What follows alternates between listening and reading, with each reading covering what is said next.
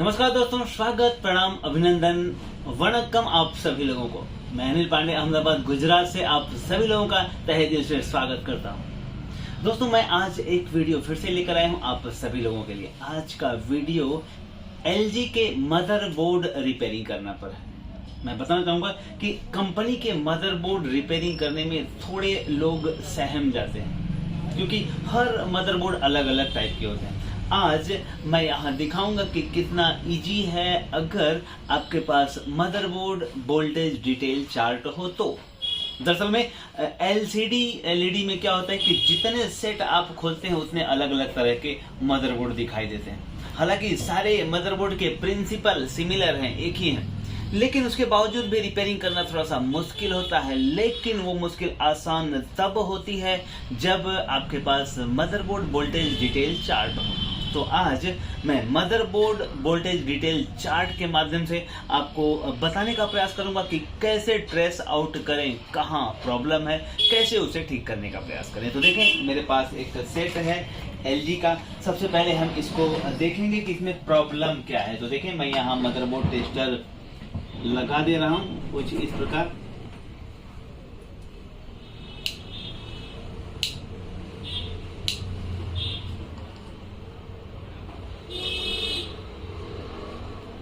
देखें, ये motherboard tester है। मदरबोर्ड टेस्टर में हम कोई भी बोर्ड चेक कर सकते हैं। ये टेस्टर इतना ब्यूटीफुल है कि HD रेडी हो, फुल HD हो, 4K हो, अलग अलग पैनल की जरूरत नहीं पड़ती है। कनेक्टर दिया है उसमें, कोई भी चेक कर सकते हैं।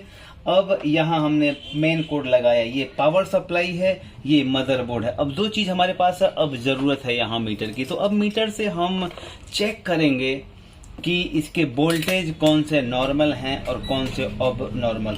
यहाँ देखें, जब हम सेट को पावर सप्लाई लगाएंगे तो यहाँ रेड इंडिकेटर आएगा। आप देखें, फिर से मैं इसको ऑन करता हूँ।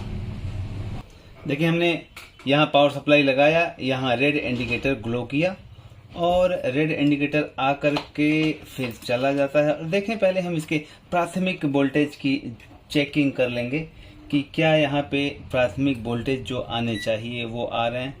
तो यहाँ देखें 3.3 वोल्टेज आ रहा है और यहाँ 13 वोल्टेज आ रहा है। तो मतलब in short voltage power supply सही है। यहाँ देखें 12 वोल्टेज आ रहा है। इस कॉइल पे देखें 3.3 वोल्टेज आ रहा है। इस कॉइल पे चेक कर लें 1.5 वोल्टेज आ रहा है। अब इस कॉइल पे कितना वोल्टेज आ रहा है ये देखें। यहाँ इस कॉइल पे कोई वोल्टेज नहीं आ रहा है। अब हमें लग रहा है कि यहाँ 12 वोल्टेज अगर आ रहा है, देखें ध्यान से, यहाँ यदि 12 वोल्टेज आ रहा है तो यहाँ रेगुलेट होकर के कोई वोल्टेज बनना चाहिए। ये कॉइल पे कोई वोल्टेज प्राप्त नहीं हो पा रहा है। आप देख रहे हैं, अगर इस कॉइल पे कोई वोल्टेज प्राप्त नहीं हो पा रहा है तो यहाँ हमारे लिए एक चैलेंज है कि यहाँ आखिरकार कितना वोल्टेज आना चाहिए। अब ये तो हमें पता ही नहीं है कि यहाँ कितना वोल्टेज आना चाहिए। जितने भी इंडक्टर कॉइल्स लगे हैं मदरबोर्ड पे, वहां कोई न कोई वोल्टेज जरूर आते हैं। चाहे 1.2 आता हो, 1.8 आता हो, 3.3 आता हो, 5 वोल्टेज आता हो, कोई भी वोल्टेज वहां जरूर आना चाहिए। और अगर वहां वो वोल्टेज नहीं आ रहा है तो एक क्वेश्चन मार्क है कि आखिरकार वहां क्या वोल्टेज आना चाहिए। तब अब यहाँ जरूरत पड़ती है मदरबोर्ड वोल्टेज डिटेल चार्ट की। अगर मदरबोर्ड वोल्टेज डिटेल चार्ट है आपके पास तो बड़े आसानी से आप हर मदरबोर्ड के उस टर्मिनल को चेक कर पाएंगे कि वहां कितना वोल्टेज आना चाहिए, और फिर आप बड़े आसानी से वो ऐसे रिप्लेस करके लगा दें या तो वहां पे बक कन्वर्टर लगा दें। और आज की वीडियो में मैं साथ में बक कन्वर्टर का इस्तेमाल भी आपको दिखाऊंगा कि इस मदरबोर्ड में बक कन्वर्टर का इस्तेमाल करके आप कैसे मदरबोर्ड को ठीक करते हैं। तो अभी हम मुद्दे पे आते हैं। यहाँ पे हमें इस कॉइल पे जरूरत है वोल्टेज की। अब कौन सा वोल्टेज वहां आना चाहिए ये हमें पता नहीं है। तो अब हमें जरूरत होगी वोल्टेज डिटेल चार्ट की, जरूरत है आने की लैपटॉप। तो अब चले हम अपने लैपटॉप की तरफ आपको ले जाने का प्रयास करेंगे, क्योंकि लैपटॉप में मदरबोर्ड वोल्टेज डिटेल चार्ट है। देखें, यहाँ मैं दिखाने का प्रयास करूंगा। ये देखें, ये जो मदरबोर्ड आप देख पा रहे हैं ये वही मदरबोर्ड है जो मदरबोर्ड हम यहाँ रिपेयरिंग करने के लिए बैठे हैं। और देखें, हमने पहले इसको डिस्कनेक्ट कर दिया। अब इस मदरबोर्ड को भी हम उसी सीक्वेंस में रख लेते हैं। देखें आप, हमने इस मदरबोर्ड को उसी सीक्वेंस में रख लिया है। हालांकि मदरबोर्ड थोड़ा सा ये अलग है, लेकिन अकॉर्डिंग टू कॉइल ऐसा पता चल रहा है कि यहाँ पर कुछ वोल्टेज आने चाहिए, और वो वोल्टेज कितना होना चाहिए, 1.5 वोल्टेज होना चाहिए। अगर इस कॉइल को देखें, यहाँ 1.5 बता रहा है। अब मैं यहाँ ये बताना चाहूँगा कि आप देख रहे हैं कि ये जो सॉकेट की जगह दिया है, इस सॉकेट के पास ये जो कॉइल लगी है, इस पे कितना वोल्टेज आना चाहिए ये हमें पता नहीं है, और यहाँ कोई वोल्टेज आ नहीं रहा है। लेकिन यहाँ हम इसी सॉकेट के पास में ये जो कॉइल लगा है, यहाँ मार्क किया गया है 1.5 वोल्टेज। आप नज़दीक से देखें, यहाँ पे मार्क किया है कि यहाँ 1.5 वोल्टेज आना चाहिए इस इंडक्टर कॉइल पे। तो अब हम अगर यहाँ 1.5 वोल्टेज दे देते हैं तो क्या हमारा सेट ओके हो जाता है। अब ज़रूरत पड़ेगी हमें इस वेरिएबल वोल्टेज जंक्शन की। देखें, ये वेरिएबल वोल्टेज जंक्शन है। अब हमको क्या है, ये मीटर का प्रोड यहाँ लगा देना है, और यहाँ लगाने के साथ में देखें, इस वोल्टेज जंक्शन से हमें 1.5 वोल्टेज रिलीज कराना है। तो यहाँ इसके लिए सेटिंग के लिए यहाँ दिया हुआ है, आप जितना वोल्टेज चाहें उतना वोल्टेज इससे आप रिलीज करा सकते हैं। देखें, अभी ये 1.5 वोल्टेज पे आ गया, तो अब ये 1.5 वोल्टेज ही निकालेगा। देखें, आप मीटर में मैं चेक करके बता देता हूँ। देखें, यहाँ मीटर में 1.6 बता रहा है, यहाँ पे 1 पॉइंट समथिंग वोल्टेज का वेरिएशन तो रहता ही है। तो अब देखें, यहाँ same to same proper voltage 1.5 यहाँ से मिल रहा है। तो अब हम इसको 1.5 वोल्टेज दे करके और चेक कर लेंगे कि क्या हमारा मदरबोर्ड 1.5 वोल्टेज देने के बाद शुरू हो जाता है। देखें, हमने यहाँ इसको लगा दिया। अब ये बटन है, बटन पे हमको स्टैंड बाई के लिए यूज करना होगा। हम इसे ग्राउंड दे दें, क्योंकि जब तक ये ग्राउंड का कम्युनिकेशन नहीं होगा तब तक सर्किट की एक दूसरे के साथ पहचान नहीं होगी। तो हम इसे ग्राउंड के लिए यहाँ फंसा दिए। अब यहाँ देखें, हमने दिया 1.5 वोल्टेज, और यहाँ देखें आ गया तुरंत LG लिखा हुआ। इसका मतलब कि हमारा काम सक्सेस हो जाएगा अगर हम यहाँ 1.5 दे देते हैं। तो इस कॉइल पे देखें 1.5 नहीं आ रहा है, और 1.5 देने पर तुरंत यहाँ इंडिकेटर स्टेबल हो गया। अब हम इसको स्टैंड बाई दबाते हैं। देखें आप, स्टैंड बाई से हमने रिलीज किया, यहाँ 12 वोल्टेज की इंडिकेटर जल गई, यहाँ LG आ गया।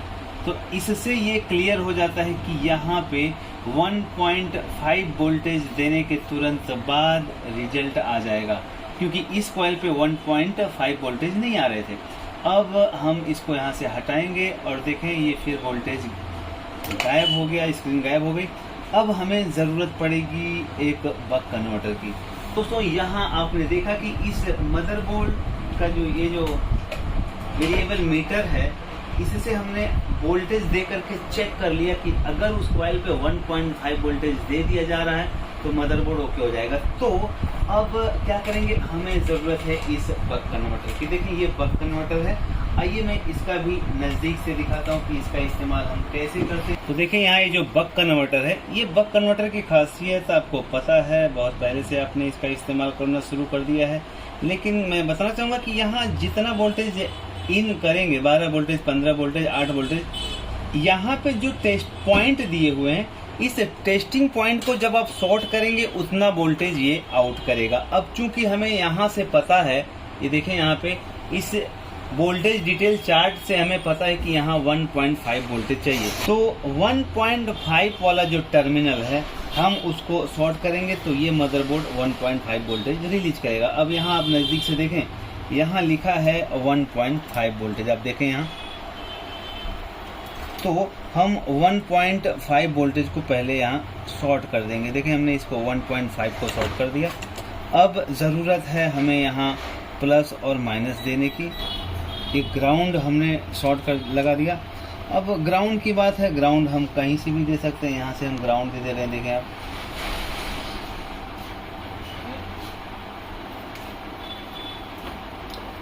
यहाँ से हमने ग्राउंड दे दिया।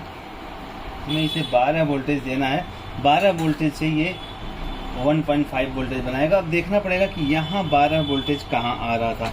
तो देखें, मीटर आपके सामने है और मैं बताना चाहूँगा कि यहाँ 12 वोल्टेज आता है। देखें आप, यहाँ देख पा रहे हैं मीटर पे 12 वोल्टेज आ रहा है। तो अब इसको हम निकाल देंगे और निकालने के साथ में हम ये 12 वोल्टेज यहाँ लगा देंगे। देखिए कुछ इस प्रकार हमने ये 12 वोल्टेज यहाँ लगा दिया। अब देख पा रहे हैं आप कि यहाँ हमने 12 इन किया तो यहाँ से 1.5 आउट होगा। हम मीटर में एक बार चेक भी कर लेते हैं कि क्या यहाँ 1.5 आउट हुआ। नहीं हुआ, क्योंकि हमने वायर नहीं लगाया। अब मेंस कोड लगा रहा हूँ, आप देखें मेंस कोड मैंने लगाया और मेंस कोड लगाते ही यहाँ 1.5 वोल्टेज आपको दिख गया। अब ये 1.5 वोल्टेज की जहाँ ज़रूरत है वहाँ हम इसे लगा देंगे। लेकिन फिर से मैं मेंस कोड यहाँ निकालना चाहूँगा और 1.5 वोल्टेज इस कॉइल पे लगाना है हमें। देखें इस कॉइल पे लगाएं या ये पीएफ पे लगाएं, क्योंकि ये दोनों कॉइल और ये पीएफ का टर्मिनल एक ही है। तो बेहतर होगा हम पीएफ पे लगा दें, क्योंकि वहाँ पकड़ उसकी स्ट्रॉन्ग रहेगी। देखें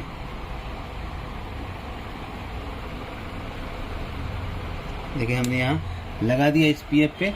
अब चूंकि मुझे लगता है ये जो आईसी है ये प्रॉपर काम नहीं कर रही है और इसकी वजह से यहाँ 1.5 वोल्टेज नहीं बन रहा था, तो ये मदरबोर्ड ऑन नहीं हो रहा था। अब हमने ये बक कन्वर्टर, आप देख पा रहे हैं बक कन्वर्टर हमने लगा दिया और अब बक कन्वर्टर लगाने के साथ ही ये मदरबोर्ड चल पड़ेगा। तो हम मेंस कोड लगाएंगे और देखिए हमने मेंस कोड लगाया, यहाँ रेड इंडिकेटर आया और सेट आपका ऑन हो गया। सेट ऑन हो गया अर्थात अब हम यहाँ ऑडियो वीडियो लगाकर भी देख पाएंगे कि परिणाम हमारे पक्ष में है। तो क्या ऑडियो वीडियो भी आ रहा है कि नहीं आ रहा है, देखते हैं। वीडियो यहाँ लगाएंगे, सेट ऑन है। देखें हमने वीडियो लगाया, ऑडियो लगाया और रिजल्ट आपके सामने आ गया। देखें अब चूंकि ये वीडियो का वायर ख़राब है थोड़ा सा, यहाँ देखें इसके वजह से ये नीटिंग आ रही है। लेकिन अब यही मदरबोर्ड जो डेड कंडीशन में था अब आपके सामने ये चल रहा है। तो यहाँ मैं कहना चाहूँगा आप सभी लोगों से कि मदरबोर्ड रिपेयरिंग करना, चाहे कोई भी मदरबोर्ड हो, रिपेयरिंग करना इतना जटिल नहीं है जितना आप लोग समझते हैं। और मुझे अच्छी तरह से पता है कि कोई भी काम इलेक्ट्रॉनिक्स में, कोई भी काम ऐसा नहीं है जो आप लोग नहीं कर सकते। हर व्यक्ति के अंदर भगवान ने प्रचुर मात्रा में क्षमताएं दे रखी हैं और सब लोग अपनी अपनी क्षमताओं से कार्य भी करते हैं। तो यहाँ जो मैंने काम किया, कोई बहुत यूनिक काम नहीं किया कि जो आप नहीं कर सकते हैं, लेकिन वहाँ एक इम्पोर्टेंट पहलू था कि हमारे पास था वोल्टेज डिटेल चार्ट। ये जो वोल्टेज डिटेल चार्ट आप देख रहे हैं लैपटॉप में, ये वोल्टेज डिटेल चार्ट ने अपनी भूमिका निभाई है। हमारे पास पता नहीं चलता है कि कौन सा वोल्टेज कहाँ आना चाहिए।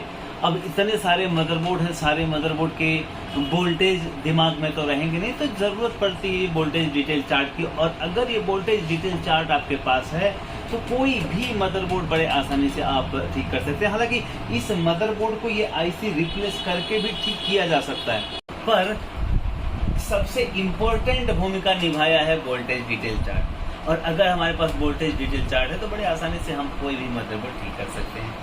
और मुझे नहीं लगता कि कोई भी काम इतना जटिल है जो आप नहीं कर सकते।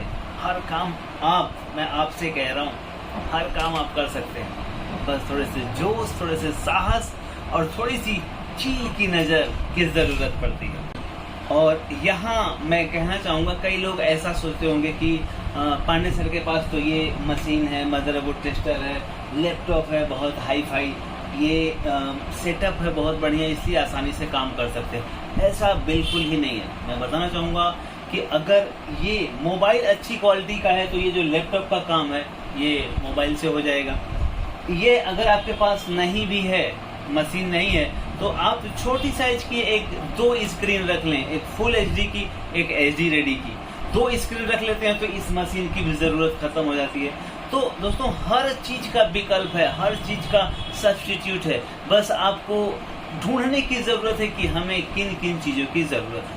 और अगर आप सारे पहलुओं को समझ लेते हैं तो बड़े आसानी से आप जटिल से जटिल काम कर सकते हैं। मैं बताना चाहूँगा ये कंपनी का मदरबोर्ड है एलजी कंपनी का, और इसका मॉडल नंबर भी मैं आपको बता दूं। इसका मॉडल नंबर है 43LH576T और ये कंपनी से वापस आया था। उन्होंने कहा कि इसको नया बोर्ड डालना पड़ेगा और ये नहीं ठीक नहीं हो सकता, लेकिन जब मेरे पास आया तो मैंने देखा कि हो सकता है, और मैं इसलिए आप लोगों को बताने का प्रयास किया। तो दोस्तों लास्ट में मैं जाते जाते कहना चाहूंगा कि संभावनाएं और चुनौतियां आपका इंतजार करती हैं। कितना साहस आपके अंदर भरा है ये खुद से निर्णय करें। प्रणाम।